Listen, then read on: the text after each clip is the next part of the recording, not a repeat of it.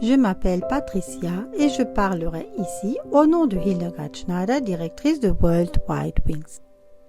Éveil messianique, la précision au jour près de la paracha de naissance. L'épisode Précision de la paracha de naissance a incité des frères et sœurs à découvrir leur propre paracha de naissance. Il est étonnant de voir à quel point les résultats sont pertinents. Dans cet épisode, je vais vous raconter le témoignage de 2 frères et sœurs qui ont consenti. Au cours de notre conversation, nous sommes tombés sur un autre fait fascinant par lequel je vais commencer. La paracha, une portion de lecture de la Torah, est également appelée en français section hebdomadaire. La paracha peut également être divisée en 7 sections quotidiennes. Prenons l'exemple de ma paracha Beha'alotecha, quand tu poses le pied, pour mieux l'illustrer. La section entière du livre Les Nombres, chapitre 8, jusqu'au chapitre 12, verset 16, est divisée en plusieurs parties quotidiennes. Aleph, chapitre 8, verset 1 à 14, dimanche. Beit, chapitre 8, versets 15 à 26, lundi. Gimel, chapitre 9, versets 1 à 14, mardi. Dalet, chapitre 9, verset 15, chapitre 10, jusqu'au verset 10, mercredi. Et chapitre 10, versets 11 à 34, jeudi. Vav, chapitre 10, verset 35, à chapitre 11, verset 29, vendredi. Zaïn, chapitre 11, verset 30, à chapitre 12, verset 16, samedi. Sur le site allemand www.chroniquenet.de, on peut trouver le jour exact de la semaine de naissance. Si l'on connaît le jour de la semaine, on arrive à la section du jour qui a été lu le jour de la naissance.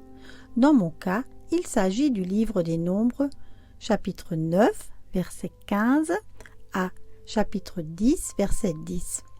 La première partie est intitulée Colonne de nuée et de feu et la deuxième Trompette d'argent. Les 2 sections traitent de l'Exode. Cela se passa constamment ainsi. La nuée couvrait le tabernacle et la nuit, elle avait l'apparence d'un feu. Quand la nuée s'élevait au-dessus de la tente, les Israélites partaient. Ils campaient à l'endroit où s'arrêtait la nuée. Les Nombres, chapitre 9, versets 16 à 17. Sur l'ordre de Yah, ils campèrent et sur l'ordre de Yah, ils partirent. Ils accomplirent le service de Yah sur l'ordre de Yah. Verset 23. Ceux qui me connaissent ou qui suivent mes épisodes savent que l'un de mes plus grands thèmes est l'Exode. Vous trouverez sur la playlist de ma chaîne YouTube de nombreuses vidéos sur l'Exode et dans la boutique en ligne de World Wide Wings un téléchargement gratuit de mon roman d'apprentissage Exodus Next Exit. Dans le chapitre suivant du livre Les Nombres, il est dit « L'Éternel dit à Moïse, fais-toi 2 trompettes en argent. Tu les feras en argent battu. Elles te serviront pour convoquer l'assemblée et pour signaler le départ des camps. » Livre Les Nombres, chapitre 10, versets 1 à 2. À la fin du chapitre, il est dit « Vous sonnerez de la trompette en offrant vos holocaustes et vos sacrifices de communion. Et cela vous servira de souvenir devant votre Dieu. Je suis l'Éternel votre Dieu. » Livre Les Nombres, chapitre 10, verset 10. Dans mes épisodes précédents, je me suis précisément penchée sur ces thèmes de sacrifice et du livre du souvenir. Vous pouvez certainement imaginer que j'étais ravie de toutes ces connaissances supplémentaires et sur ma paracha hebdomadaire de l'allumage du chandelier, car ces 2 thèmes sont liés à ma vocation. Maintenant, je vais vous parler de la paracha de naissance de 2 frères et sœurs.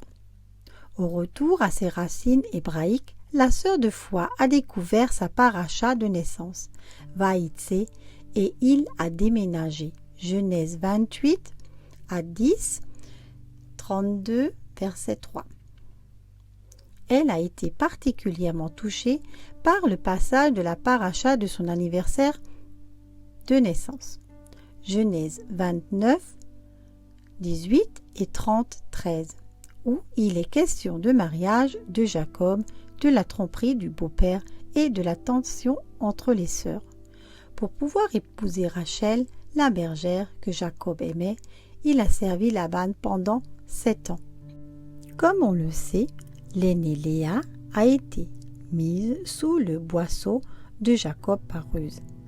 Jacob sert à nouveau 7 ans pour pouvoir épouser Rachel. Elle est aimée mais stérile. Le ventre de Léa est ouvert et elle donne naissance à 4 fils. Rachel est jalouse de sa sœur aînée et pourtant elle dit dans chapitre 30 verset 8 « J'ai combattu les combats d'Élohim avec ma sœur et j'ai aussi été victorieuse. » Cette sœur de foi a vécu toute sa vie durant un conflit violent et insoluble entre sœurs. Elle a compris que la main miséricordieuse du Père Céleste a merveilleusement agi en tout. Elle peut donc dire « J'ai vaincu ».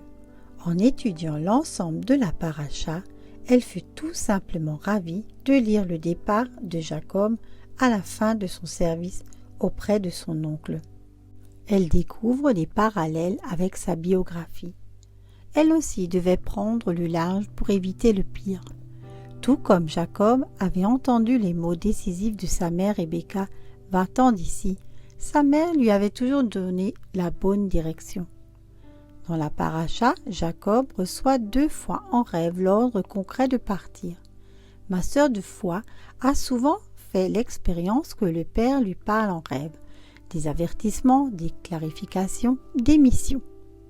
À Bethel, Jacob voit des anges sur l'échelle céleste. À la fin de la paracha, il rencontre à nouveau des anges, le camp de l'armée d'Élohim. Les rencontres avec les anges ne sont pas étrangères à ma sœur de foi. Jacob travaille dur et est violemment trompé par Laban. Laban prend les animaux qui reviennent à Jacob, partent à 3 jours de marche. En rêve, Jacob entend « Car j'ai vu tout ce que te fait Laban. » Genèse chapitre 31 verset 12. L'Élohim d'Abraham et d'Isaac lui avait fait une promesse. C'est Yahweh qui lui rembourse son vol et le bénit matériellement. Dans ces événements, elle reconnaît des parallèles avec sa vie. Pour ma sœur de foi, le message principal est Genèse chapitre 28 verset 15. Et voici que je suis avec toi, et je te garderai partout où tu iras, et je te ramènerai dans ce pays. C'est une expérience qui la rend reconnaissante et une promesse qui la remplit d'impatience. Le frère de foi pensait qu'il connaissait bien sa paracha de naissance et sa date de naissance en hébreu. Mais après avoir vérifié l'adresse www.aish.com, il a découvert que non seulement il est né le matin du 22 Tishrei 5705 avec la paracha Veitzot ha-Bahara, mais que ce jour était également le 8e jour de Sukkot, fête des tabernacles. Ce jour est appelé Shemini Atzeret et aussi Shimshat Torah. Auparavant, ces fêtes étaient célébrées le même jour. Mais aujourd'hui, Shimshat Torah est célébré le 23 Tishrei. Ce jour-là, le 22 Tishrei, les lectures bibliques sont nombreuses et comprennent également les lectures de Veitzot ha-Bracha. Shemini Atzeret est le 8e jour. Le jour après le 7e, le jour parfait qui forme une unité de temps complète. Le 8e jour est un jour après le temps, une nouvelle dimension et un nouveau commencement. Nous célébrons avec Yah un autre jour, un temps après le temps. Shimshat Torah est le jour le plus joyeux de l'année, un jour de jubilation et de joie dans la Torah. La parole d'Élohim donne la vie.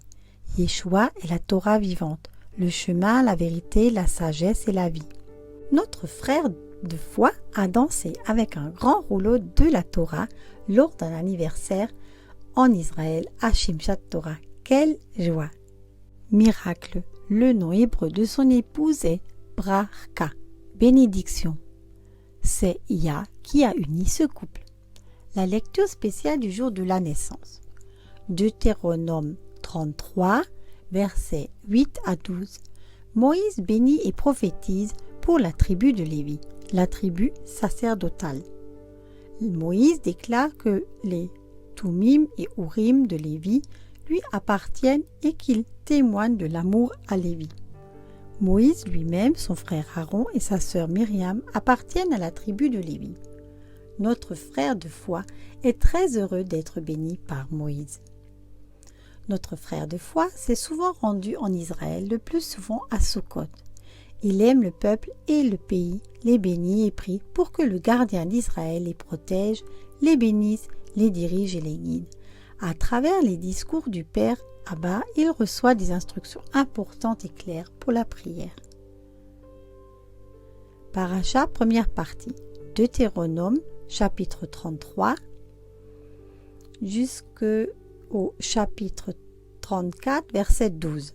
La bénédiction de Moïse sur les tribus d'Israël et sa dernière rencontre avec Yahweh Yeshua, au cours de laquelle Moïse voit la terre promise et meurt et son ami le Très-Haut l'enterre.